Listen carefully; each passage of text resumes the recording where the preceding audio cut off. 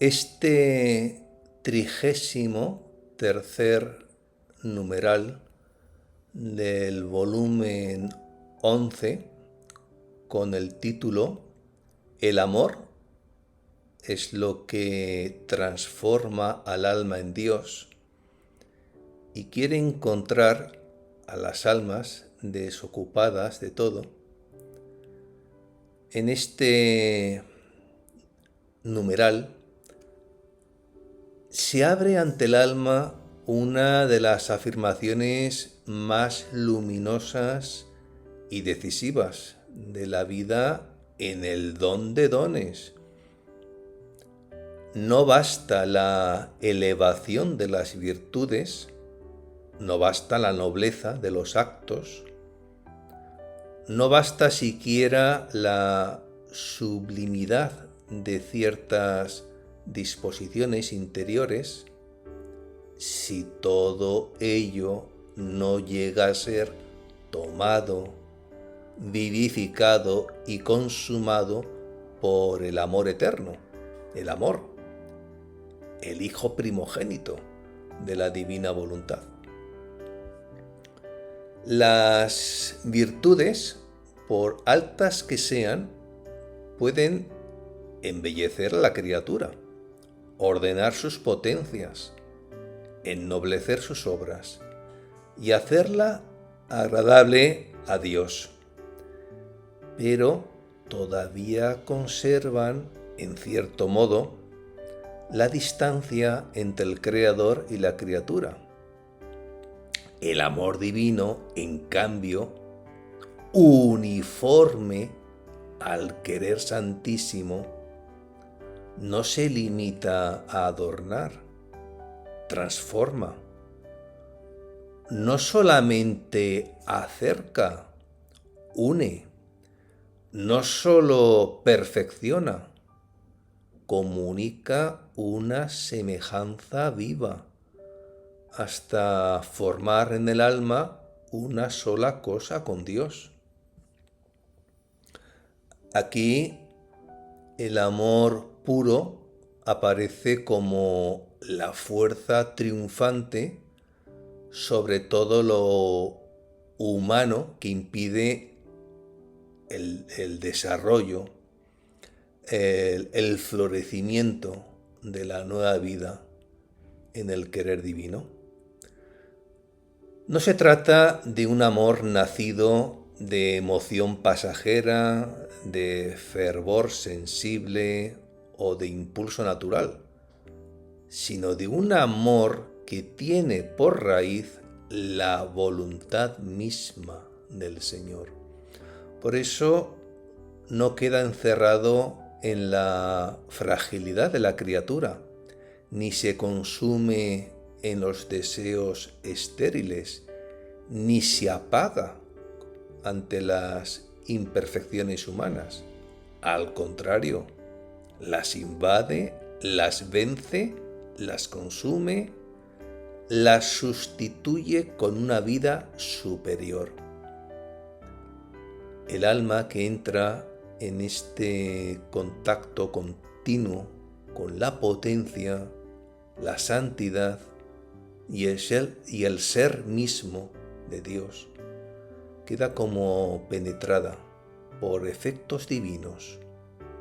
Su respiro, sus pasos, su contacto con la tierra, cuanto parece mínimo y ordinario, recibe un valor nuevo, porque ya no brota de una vida abandonada a sí misma, sino de una existencia sostenida por el fiat supremo. Después, en este maravilloso numeral, Jesús desplaza la mirada hacia una consecuencia necesaria. Quien conociera de verdad su amor y su querer, dejaría de buscar apoyos en sí mismo y en las criaturas.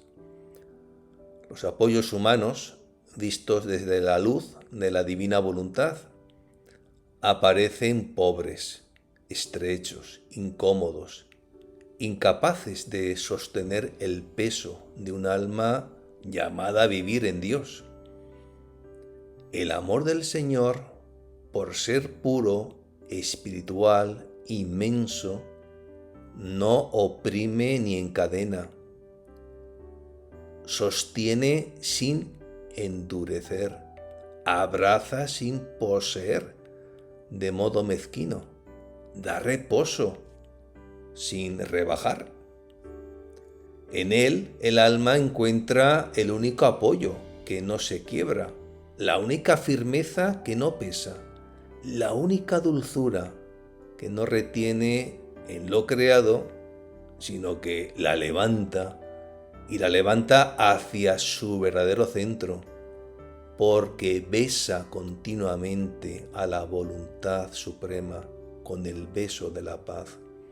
Por eso el numeral culmina en la imagen del vestido del amor. El amor quiere revestir al alma de sí mismo, pero no puede hacerlo si la encuentra ocupada, llena de estorbos interiores, cargada de apoyos, afectos, reservas, preocupaciones y posesiones que impiden su libre operación. La criatura no puede ser vestida de amor mientras permanezca revestida de sí misma.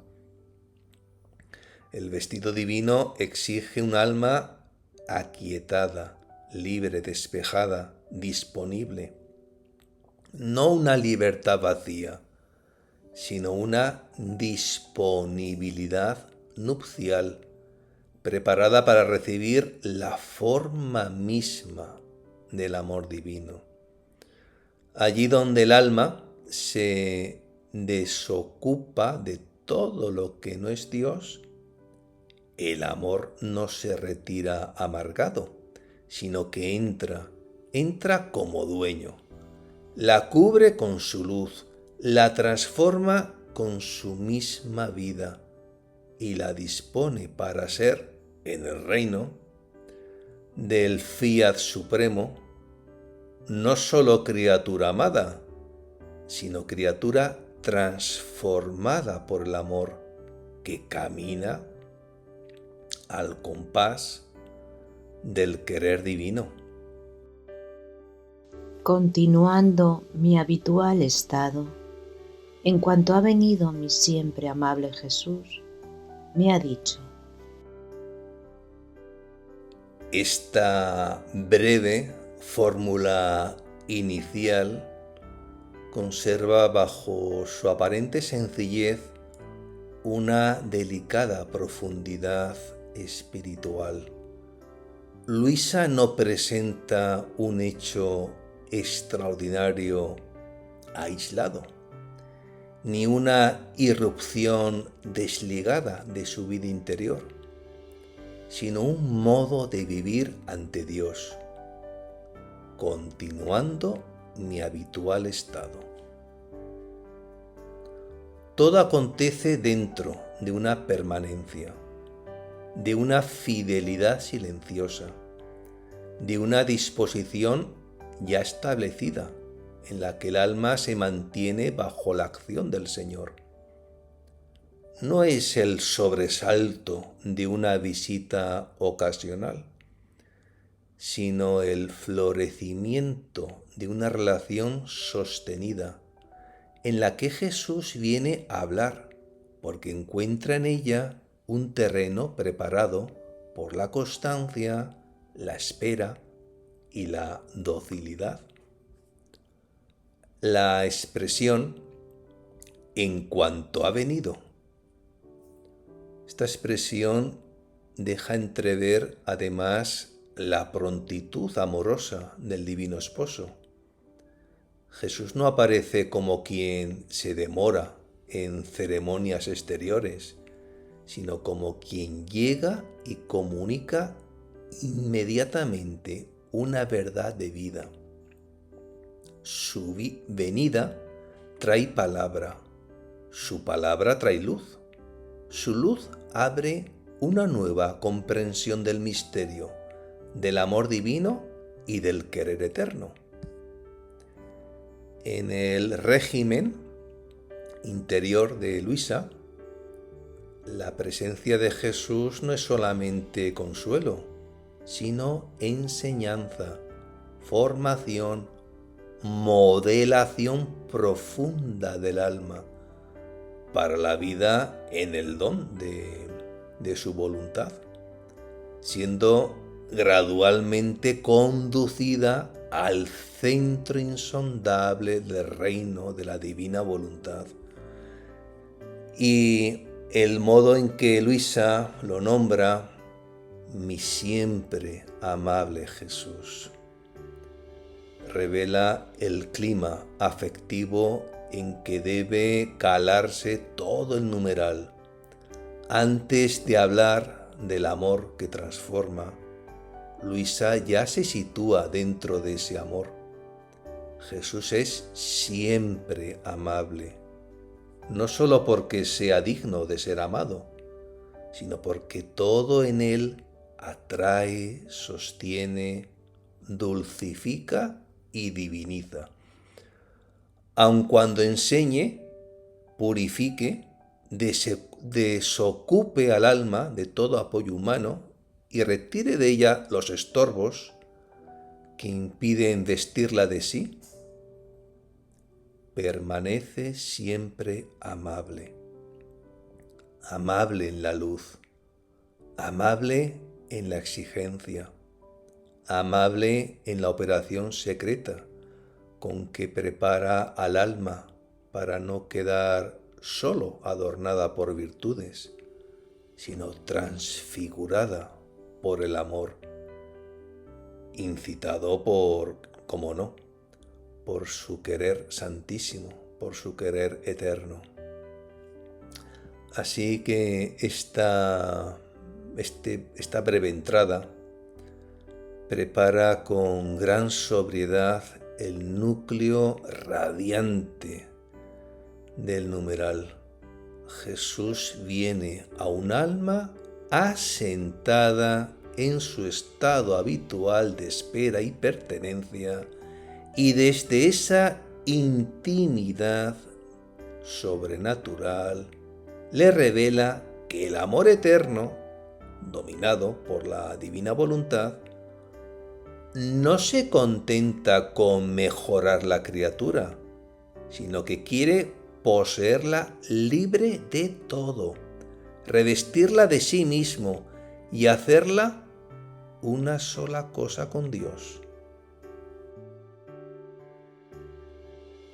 Hija mía, las otras virtudes, por cuán altas y sublimes sean, hacen siempre distinguir a la criatura y al Creador. Solo el amor es lo que transforma al alma en Dios y la forma una sola cosa con Él. Así que solo el amor es lo que triunfa sobre todas las imperfecciones humanas. El único que consume lo que impide que el alma llegue a tomar vida divina en Dios. Pero no puede haber verdadero amor si no recibe vida, alimento de mi voluntad. Así que mi voluntad, unida al amor, es la que forma la verdadera transformación, conmigo, pues el alma está en continuo contacto con mi potencia, con mi santidad y con todo lo que yo soy. Así que puede decir que es otro yo. Todo es precioso, todo es santidad para aquella alma. Se puede decir que su respiro, el contacto con la tierra que pisa es precioso, es santo, porque no son otra cosa que efectos de mi querer. En estas palabras se abre una distinción de gran delicadeza espiritual.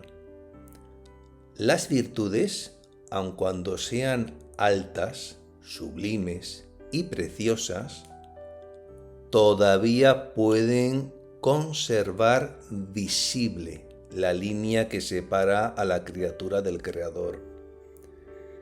Ellas elevan, ordenan, purifican, ennoblecen. arrancan al alma de la bajeza, la sostienen en el bien, la hacen caminar con rectitud delante de Dios. Pero, consideradas en sí mismas, pueden permanecer como riquezas depositadas en la criatura, como ornamentos beatos que la embellecen sin borrar del todo la distancia en quien recibe y aquel de quien procede toda dádiva. La virtud puede hacer resplandecer al alma ante Dios. El amor, en cambio, el Hijo primogénito de la divina voluntad, no se contenta con hacerla resplandecer. La transforma, la introduce en una unidad de vida, la hace pasar de la semejanza exterior a una participación íntima, ardiente, sustancialmente operante en aquello que Dios mismo es por naturaleza. Por eso Jesús afirma que solamente el amor eterno, el amor divino, el amor increado, transforma al alma en Dios y la forma una sola cosa en él. No se trata de una fusión confusa, ni de una pérdida de la criatura en la esencia divina, sino de esa unión altísima por la cual la criatura, permaneciendo criatura, recibe en sí la vida, el movimiento, el gusto, la santidad y la operación del querer divino, del querer santísimo. El amor es el fuego que no deja las cosas como las encuentra. Donde pasa, consume lo que es extraño. Donde entra, derrite las durezas. Donde reina, no permite que subsistan zonas reservadas al yo humano. Las virtudes pueden corregir una imperfección, moderar una inclinación, contener un desorden. El amor, en cambio, va a la raíz, penetra hasta el fondo, toca la sustancia moral del alma y consume aquello que impide que la vida divina, la vida de cielo, sea tomada como vida propia. Pero Jesús precisa inmediatamente el punto decisivo. No puede haber verdadero amor si no recibe vida y alimento de su voluntad. Esta afirmación preserva todo el numeral de una lectura sentimental o puramente afectiva. El amor del que aquí se habla no es simple ternura, ni fervor sensible, ni impulso devoto que nace hoy y mañana se apaga, pues solamente es inequívoco cuando está encerrado en la voluntad suprema, en la voluntad santísima, en la voluntad eterna. Cuando resopla el fiat supremo, cuando es engendrado del querer eterno, recibiendo de él su firmeza, su pureza, su amplitud y su eficacia transformante. Así que, separado de la divina voluntad, el amor corre el peligro de quedarse en deseo humano, en dulzura pasajera, en inclinación todavía mezclada con posesión de sí. no obstante, unido a la voluntad a esa voluntad omnipotente, a esa voluntad increada, se vuelve principio de nueva vida, fuerza divinizante, llama sacra, que no solo arde en el alma, sino que la rehace según la forma del mismo Dios, engrandeciéndola en lo que es más santo y perfecto. De ahí nace la verdadera transformación con Jesús. No basta amar a Dios desde lejos, como quien ofrece actos nobles desde la propia medida. Es necesario que el amor esté desposado al amor increado con el don de la divina voluntad, para que allí toque continuamente la potencia, la santidad y todo lo que Jesús es. El alma entra entonces en un contacto vivo, incesante, fecundo, no con una gracia aislada, sino con el océano mismo de los atributos divinos. Su pequeñez queda bañada por la potencia, su fragilidad invadida por la santidad, su pobreza enriquecida por la plenitud de aquel que la posee. Y en este contacto continuo no permanece estéril. Imprime, transforma, comunica, eleva. Lo divino no pasa por el alma como una luz que apenas la roza, la penetra como un sol que la reviste desde dentro hasta hacerla vivir con una modalidad nueva, con una dignidad que ya no puede explicarse por sus solas fuerzas. Por eso Jesús llega a decir que el alma puede ser llamada otro yo. Y esta aseveración de una audacia luminosa no enaltece a la criatura por separado, sino que manifiesta hasta dónde puede llegar la obra del querer divino cuando encuentra un amor verdadero donde depositarse. El alma no es otro yo por naturaleza, ni por derecho propio, ni por apropiación soberbia de lo divino. Lo es por participación, por transformación amorosa, por contacto continuo con la vida que la informa. Jesús ve en ella sus propios efectos, su propia santidad comunicada, su propio querer obrante, operante. La criatura deja de aparecer como un centro aislado que produce actos suyos para ofrecerlos a Dios y comienza a ser un espacio poseído por el fiat voluntas tua, donde Jesús encuentra resonancia de sí mismo, continuidad de su voluntad, transparencia de su amor. Entonces todo se vuelve precioso, todo se vuelve santo. No solo los actos grandes, no solo la oración, no solo el sacrificio, no solo las obras visiblemente elevadas, también el respiro, el paso, el contacto con la tierra.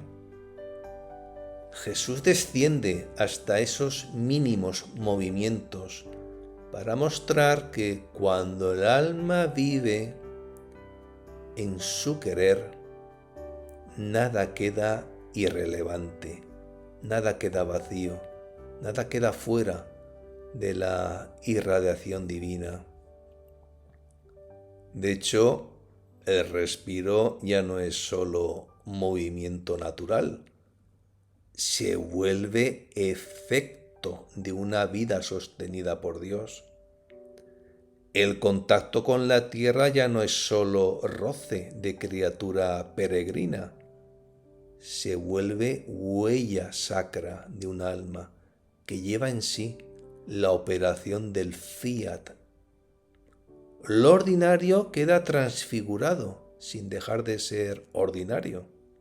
Lo pequeño se vuelve inmenso, porque ya no está aislado en la medida humana, sino asumido por la voluntad omnipotente que contiene el cielo y la tierra.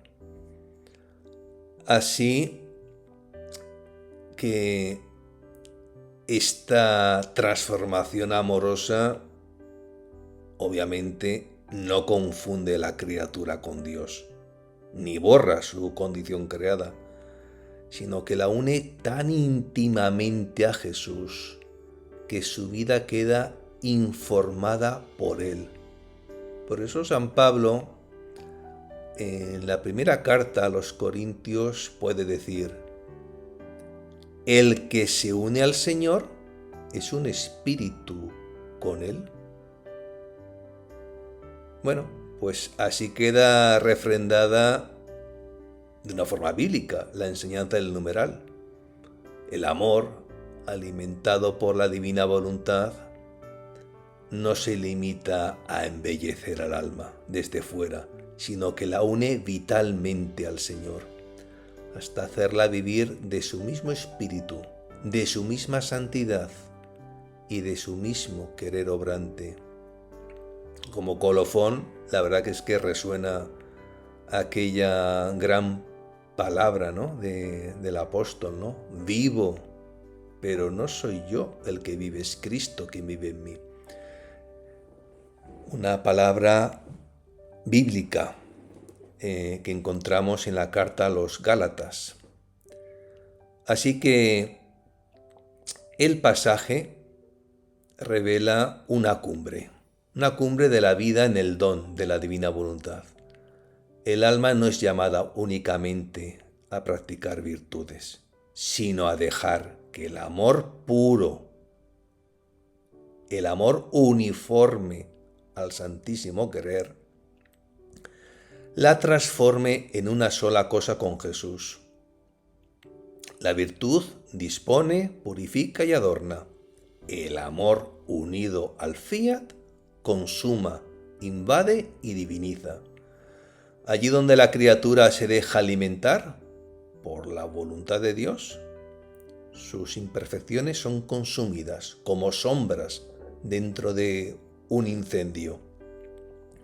Sus actos reciben un valor que excede toda proporción humana y hasta su respiro se vuelve precioso, porque ya no respira solamente una pobre vida terrena, sino la nueva vida del querer divino, que al tocar lo mínimo lo convierte en destello santo de eternidad. Oh, si todos conocieran mi amor y mi querer, dejarían de apoyarse en ellos mismos, y mucho más en los demás. Los apoyos humanos terminarían. Oh, cómo los encontrarían insignificantes, dolorosos, incómodos. Todos se apoyarían solamente en mi amor, porque siendo espíritu purísimo, no conteniendo materia, se encontrarían muy a gusto apoyados en mí y los efectos queridos por ellos. En esta segunda confidencia, Jesús desplaza la mirada desde la transformación interior del alma hacia el fundamento radiante sobre el cual la criatura descansa. Si en el pasaje anterior había mostrado que el amor, vivificado por el divino querer, transforma al alma en Dios y la hace vivir en contacto continuo con su potencia y su santidad, ahora, tal y como hemos escuchado, revela la consecuencia práctica de ese conocimiento. Quien conoce verdaderamente el amor del Señor y su divino querer, deja de buscar sostén en lo que no puede sostenerlo. La luz del fiat supremo no solo diviniza los actos, también desenmascara la pobreza de los apoyos humanos. Hace ver que todo fundamento puramente creado, por noble que parezca, lleva dentro una secreta fragilidad, una estrechez que tarde o temprano pesa, duele, se quiebra o incomoda. El lamento de Jesús: oh, si todos conocieran mi amor y mi querer. Un lamento que contiene una tristeza divina y una llamada inmensa. No dice simplemente que las almas no aman bastante, sino que no conocen bastante. La criatura se apoya en sí misma porque ignora la firmeza del amor divino. La criatura se apoya en los demás porque no ha penetrado aún en la seguridad, en la anchura y en la dulzura del querer de Dios. La falta de conocimiento engendra dependencia desordenada. La falta de luz produce falsas seguridades. Mientras el alma no conoce el amor y el querer del Señor, busca refugios menores, bastones de caña, consuelos mezclados con inquietud, presencias que prometen descanso pero no pueden dar estabilidad.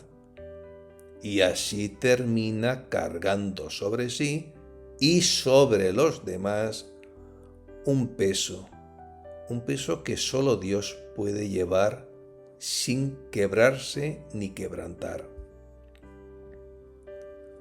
Por eso Jesús afirma que si todos conocieran su amor y su querer, dejarían de apoyarse en ellos mismos y mucho menos apoyarse en los demás. El apoyo en sí mismo parece al principio fortaleza, pero en realidad es una forma escondida de pobreza. El alma que se sostiene en su propio juicio, en sus fuerzas, en sus previsiones, en sus recursos, queda encerrada dentro de una medida demasiado pequeña. Pretende descansar sobre aquello que también necesita ser sostenido. Busca firmeza en lo variable, luz en lo limitado, seguridad en una criatura que por sí sola no posee ni su origen ni su término. Y si el apoyo en sí mismo ya es insuficiente, mucho más lo es el apoyo desordenado en los demás, porque entonces la criatura multiplica sus dependencias, reparte su corazón entre sostenes inciertos y acaba experimentando, como doloroso, aquello que había buscado como alivio. Como hemos escuchado, la aseveración siguiente, los apoyos humanos terminarían, no debe entenderse como desprecio áspero de las mediaciones legítimas, ni como negación implacable de los vínculos queridos por Dios, sino como purificación lúcida de todo sostén que ocupa el lugar que pertenece únicamente al amor divino. En el reino de la divina voluntad, la criatura no queda aislada, endurecida o incapaz de recibir ayuda. Al contrario, queda más ordenada, más libre, más transparente. Pero ya no convierte lo humano en fundamento último. Ya no exige de sí misma ni de los demás una estabilidad que solo puede venir del fiat. Los apoyos humanos terminan en cuanto ídolos secretos, en cuanto seguridades absolutizadas, en cuanto refugios donde el alma se encoge para no abandonarse del todo en Dios. Terminan no porque el amor humano sea destruido, sino porque es devuelto a su medida verdadera, bajo el señorío puro y pacificador del amor de Jesús. Jesús muestra entonces cómo aparecerían esos apoyos al alma transfigurada. Bueno, ¿cómo? Insignificantes, dolorosos, incómodos. Insignificantes porque ante la inmensidad del amor divino se revela su pequeñez. Dolorosos porque lo que no puede sostener plenamente acaba hiriendo cuando se le exige demasiado. Incómodos porque todo apoyo humano, cuando se vuelve absoluto, aprisiona en vez de reposar, estrecha en vez de ensanchar, pesa en vez de levantar. La criatura había buscado descanso y encuentra carga. La criatura había buscado seguridad y encuentra sobresalto. Había buscado dulzura y encuentra una mezcla de temor, dependencia y desilusión. No porque las criaturas sean malas en sí mismas, sino porque ninguna criatura puede ser convertida impunemente en centro, roca y descanso final del alma llamada a vivir de la vida de cielo. Frente a esos apoyos pobres, Jesús presenta el único apoyo digno del alma. Lo dice con estas palabras: todos se apoyarían solamente en mi amor. Aquí el amor de Jesús aparece como sostén purísimo, libre de toda pesadez material, incapaz de oprimir, porque no contiene mezcla, incapaz de incomodar, porque no invade con posesión humana, incapaz de romperse, porque no está sujeto a mudanza. Al decir que su amor es espíritu purísimo y no contiene materia, Jesús revela la suavidad soberana de su modo de sostener. El amor humano, cuando no está abismado en el querer divino, puede volverse pesado, absorbente, condicionado, vulnerable a los cambios de humor, de presencia y de interés. El amor de Jesús, en cambio, sostiene sin encadenar, abraza sin sofocar, descansa sobre el alma y permite que el alma descanse en él, y que descanse con una holgura que no oprime, con una firmeza que no endurece, con una dulzura que no debilita. Por eso el alma se encuentra muy a gusto apoyándose en él. Muy a gusto, Esta expresión tan sencilla contiene una alta enseñanza sobre la libertad interior. El verdadero descanso no consiste en apoyarse donde el corazón se siente momentáneamente acompañado, sino donde queda ordenado, dilatado y pacificado.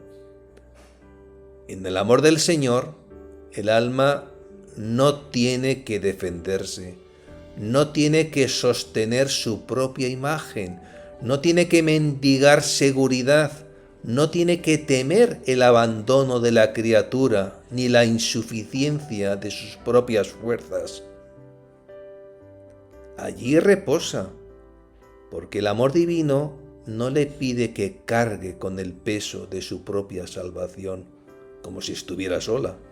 Le introduce en el ámbito del fiat eterno, donde todo es sostenido desde dentro, por la voluntad misma de Dios. Y entonces llegan los efectos queridos por ellos. El alma busca paz, seguridad, consuelo, firmeza, luz, descanso, pero muchas veces los busca en fuentes que no pueden producirlos sino de modo parcial y quebradizo. Jesús enseña que esos efectos solamente se encuentran plenamente cuando el alma se apoya en su amor. Lo que la criatura pretendía arrancar de sí misma o reclamar de los demás, lo recibe con pureza al descansar en Dios. Allí la paz no depende de que todo alrededor permanezca favorable. La seguridad no nace del cálculo propio. El consuelo no se apoya en la respuesta de las criaturas. La firmeza no se fabrica con tensión interior. Todo desciende como efecto del amor conocido, poseído y elegido como único fundamento. Así que esta confidencia prolonga la enseñanza anterior y la lleva a una consecuencia decisiva. El alma, transformada por el amor, pero por el amor uniforme a la divina voluntad, debe quedar libre de apoyos falsos para entrar en el verdadero reposo del fiat eterno. Mientras se apoya en sí misma o en las criaturas como en su fundamento, conserva todavía una raíz de estrechez humana. Pero cuando conoce el amor divino y el santísimo querer y se abandona solamente en ellos, cesa la incomodidad de los sostenes frágiles y comienza la anchura serena de la vida en el don, en ese don supremo de la divina voluntad. Entonces el alma ya no se desploma sobre lo creado buscando una firmeza que lo creado no posee. Se reclina en el amor purísimo de Jesús y allí, sin peso, sin dureza, sin angustia, encuentra cumplidos los efectos que deseaba, porque ha dejado de apoyarse en la sombra y ha puesto todo su descanso en lo fidedigno. La verdad que es que aquí resuena esa palabra bíblica de Jeremías. Será un árbol plantado junto al agua, que alarga a la corriente sus raíces. No teme la llegada del estío. Su follaje siempre está verde. En año de sequía no se inquieta, ni dejará por eso de dar fruto. Esto está en Jeremías, en el capítulo 17, versículo 8. Hija mía, el amor quiere encontrar a las almas liberadas de todo. De otra manera no puede vestirlas con el vestido del amor.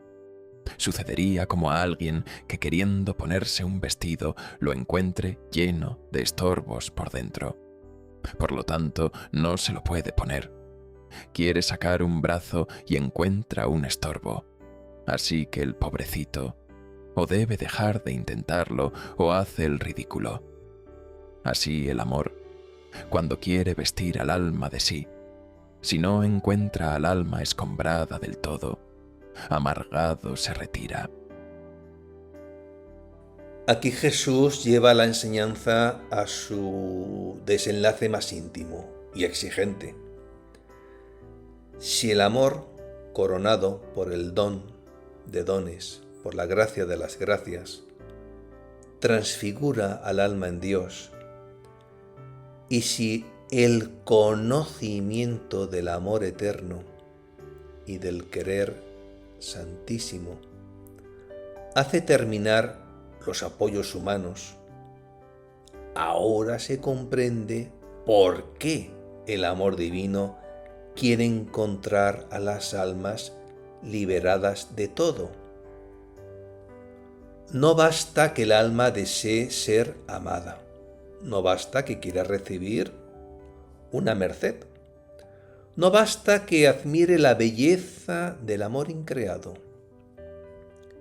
Es necesario que esté disponible, despejada, vacía de ocupaciones extrañas, libre de esas adherencias interiores que, aunque parezcan pequeñas, impiden al amor divino desplegar sobre ella su propio vestido, como deja entrever también el apóstol San Pablo cuando expresa: os habéis despojado del hombre viejo con sus obras y os habéis revestido de la nueva condición. Esto es lo que les dice a los colosenses en el capítulo 3 de esa epístola. El caso es que la imagen del vestido es de una delicadeza admirable. El amor de los amores no viene solo a tocar el alma desde fuera, ni a dejar sobre ella una gracia pasajera, ni a cubrirla superficialmente con un ornamento devoto. Quiere vestirla de sí. Quiere que el alma quede revestida de amor, como de una forma nueva, como de una vida envolvente, como de una dignidad que no nace de ella, sino de aquel que la cubre, la penetra y la hace aparecer ante Dios con los rasgos mismos de su fuego. Vestir al alma de amor significa hacer todo en ella, que todo en ella tome la modalidad del amor. Y todo es todo: su pensar, su querer, su respirar, su sufrir, su obrar, su silencio, su contacto con las criaturas y aún sus movimientos más imperceptibles. El vestido no permanece en una parte, envuelve la figura entera. Así, el Hijo primogénito de la Divina Voluntad, cuando encuentra libertad interior, no se limita a santificar una zona del alma, la toma toda, la reviste toda, la embellece toda, hasta que la criatura ya no aparezca cubierta de sí misma, sino ceñida, pero ceñida por la pureza viva del amor divino. Pero, tal y como hemos escuchado, Jesús muestra también el drama de las almas ocupadas. El vestido del amor no puede acomodarse sobre un interior lleno de estorbos. Cada apego retenido, cada apoyo humano absolutizado, cada preocupación posesiva, cada reserva del propio querer, cada complacencia desordenada en sí misma, cada rincón no entregado al fiat, se vuelve como un obstáculo escondido dentro del alma. Desde fuera quizá todo parece dispuesto. El alma puede querer amar, puede desear la unión, puede hablar de entrega, puede buscar consuelo en Dios. Pero cuando el amor divino intenta introducirla en su propia forma, encuentra impedimentos interiores. No cabe por donde debería pasar, no se extiende donde debería cubrir, no puede abrazar lo que permanece ocupado por otra cosa. Por eso la comparación de Jesús es tan expresiva. Alguien quiere ponerse un vestido, pero lo encuentra lleno de estorbos por dentro. Intenta introducir el brazo y no puede. Se ve obligado a dejar de intentarlo o termina haciendo el ridículo. Hay aquí una pedagogía severa y misericordiosa. El ridículo no está en la pobreza del alma, ni en su pequeñez, ni en su necesidad de ser vestida. Está en querer aparecer revestida de amor sin haber permitido que el amor de los amores retire antes lo que impide su acción. La criatura puede intentar cubrir con apariencias espirituales, piadosas, lo que todavía está lleno de sí misma. Puede querer llevar el vestido del amor sobre la armadura del amor propio. Puede desear los efectos de la divina voluntad sin dejar que el querer eterno desocupe las zonas donde todavía reina la voluntad humana. Entonces la vestidura no cae con nobleza, no se ajusta con gracia, no reviste con verdad, se deforma, se detiene, se vuelve una contradicción visible. El amor del Señor, en cambio, no tolera mezcla cuando quiere vestir al alma de sí. No porque sea duro, sino porque es puro. No porque rechace la miseria, sino porque no puede coronar los estorbos que la miseria quiere conservar. El amor puede inclinarse sobre la fragilidad, puede sanar heridas, puede levantar caídas, puede transformar ruinas, pero no puede vestir como suya un alma que no quiere ser escombrada.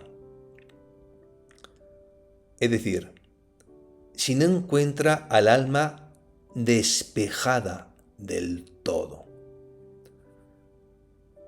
La palabra escombrada tiene aquí una fuerza particular. Sugiere un espacio interior del que deben retirarse los restos, los pesos, los fragmentos acumulados, las cosas caídas que ocupan el lugar de la vida. El alma no se libera solamente de pecados visibles, sino también de esos escombros más finos que impiden el paso del amor. ¿Cuáles? Juicios propios, búsquedas de estima, temores posesivos, apoyos en criaturas, afectos no ordenados, modos de querer que todavía no han pasado al dominio pacífico del fiat.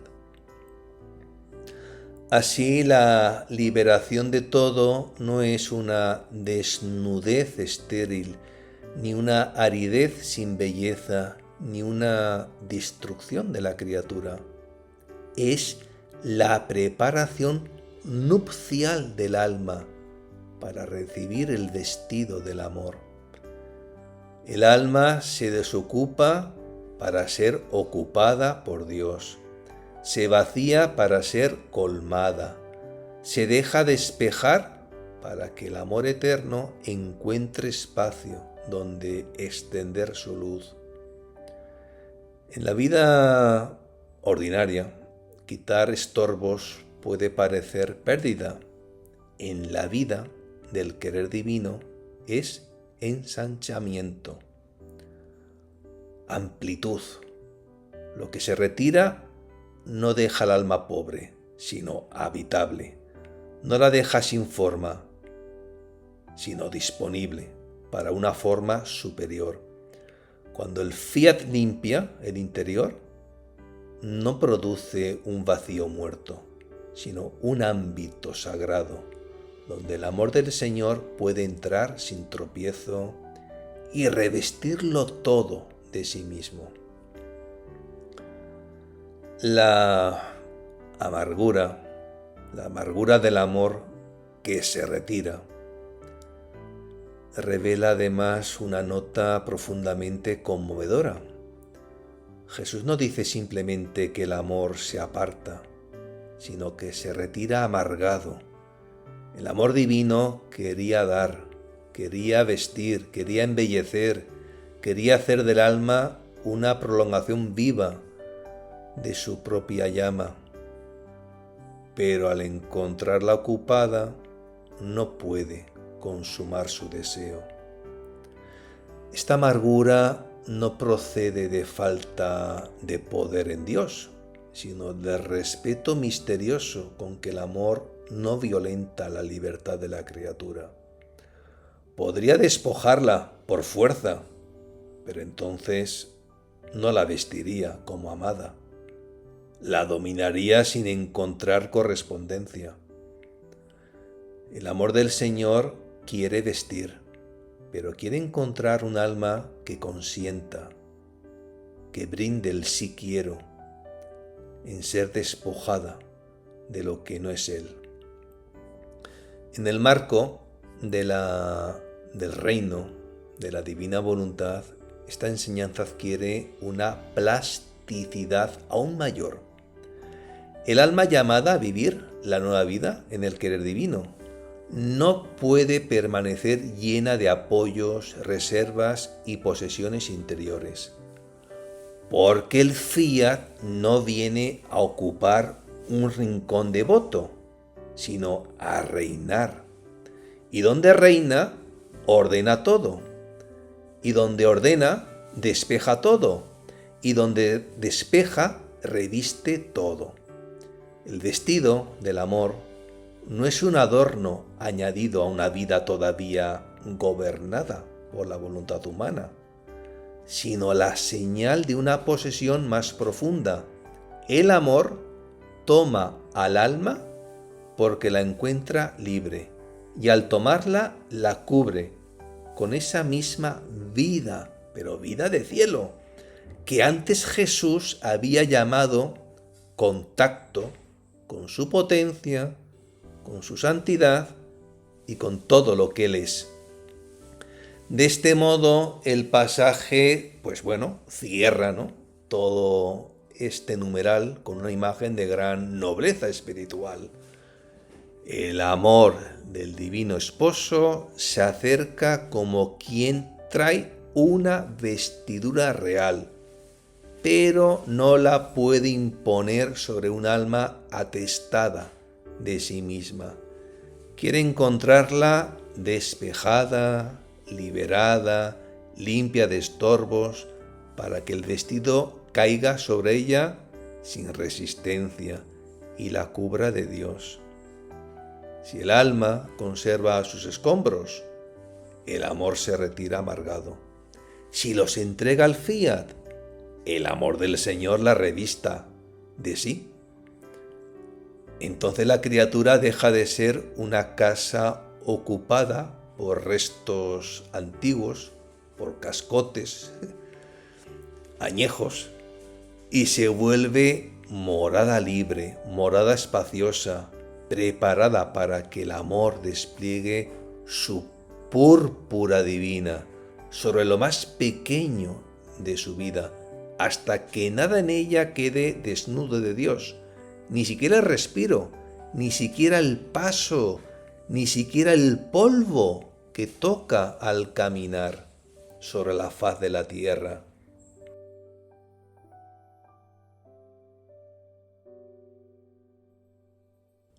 Recapitulando, este numeral queda como una síntesis ardiente de la vida interior llevada a su último principio. No es la criatura, con sus fuerzas, la que alcanza la transformación.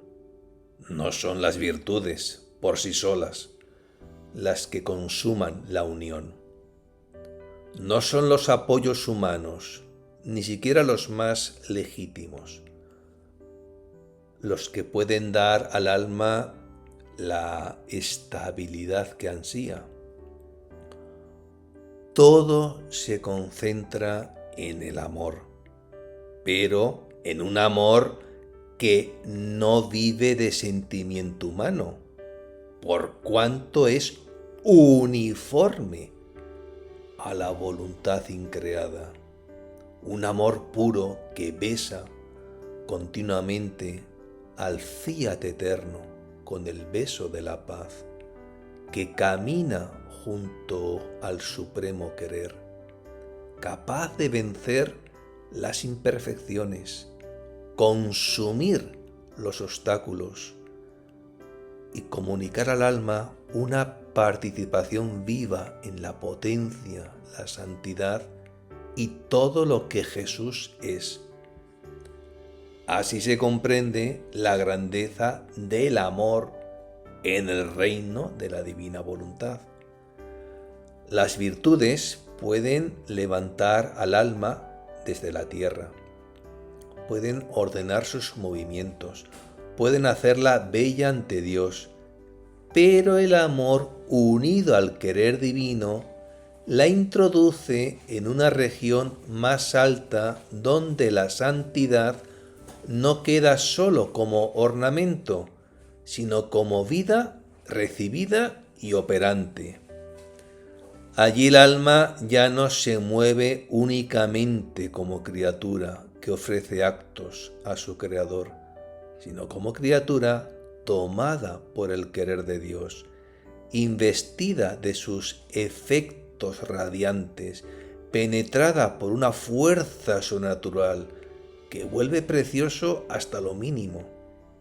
Su respiro se santifica, su paso se ennoblece, el contacto con la tierra se vuelve huella sacra de una vida excelsa que no procede ya de la sola naturaleza, sino de la presencia dominadora y dulce del fiat voluntas tua.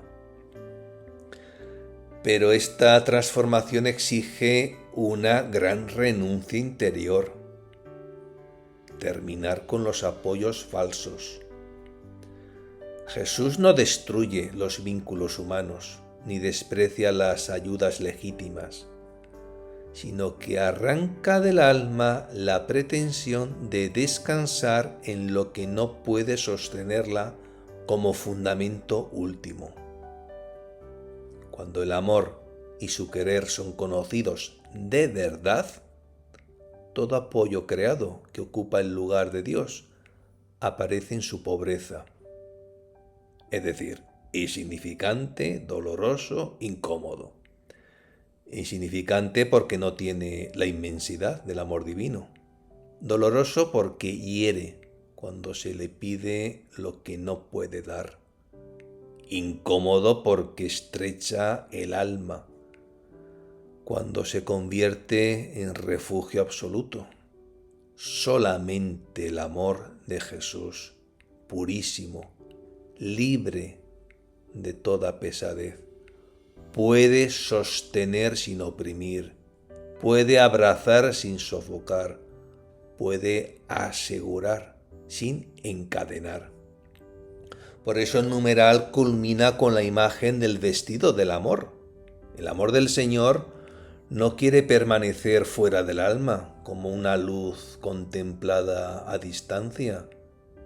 Quiere vestirla de sí mismo, envolverla, darle su propia forma, hacer que todo en ella respire amor, obre amor, padezca amor, calle amor y viva amor.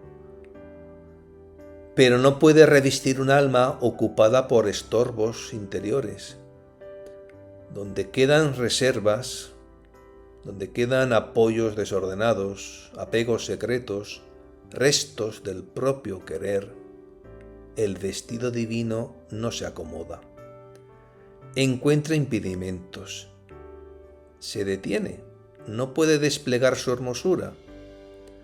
La criatura entonces corre el riesgo de querer aparecer revestida de amor mientras aún conserva dentro los obstáculos que impiden al amor poseerla plenamente. Aquí se revela una de las leyes más puras de la nueva vida en el querer divino. El alma debe quedar despejada para ser revestida. Debe quedar libre para ser poseída. Debe dejar de llenarse de sí misma para que el amor la llene de Dios. El fiat no entra como un adorno añadido a una vida todavía ocupada por la voluntad humana, sino como principio soberano que limpia, ordena, vacía y transforma.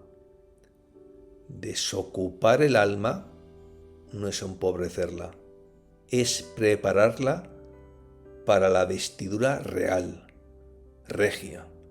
Quitar los estorbos no es dejarla desnuda, es hacer posible que el amor eterno la cubra con una belleza que no envejece, con una indignidad que no procede de la tierra, con una santidad que no se queda en la superficie, sino que penetra hasta el respiro.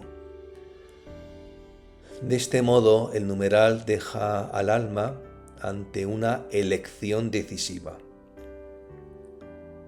permanecer sostenida por apoyos frágiles, cubierta todavía de sí misma, o entregarse. ¿Entregarse a quién? Al Hijo primogénito de la divina voluntad, y dejar que Él la transforme en una sola cosa con Jesús. Si conserva sus obstáculos, el amor divino se retira amargado, no porque deje de amar, sino porque no encuentra espacio donde vestirla de sí.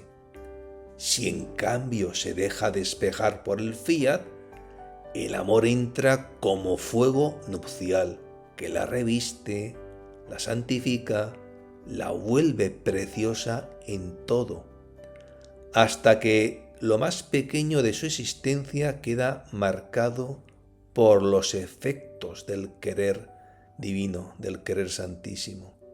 Entonces la criatura ya no aparece como pobre peregrina apoyada en bastones quebradizos, sino como alma revestida de amor, sostenida por el amor, transformada por el amor, y sobre su pequeñez, ya libre de estorbos, cae silenciosamente el manto regio del fiat, que no sólo cubre la miseria, sino que la cambia en resplandor de vida divina.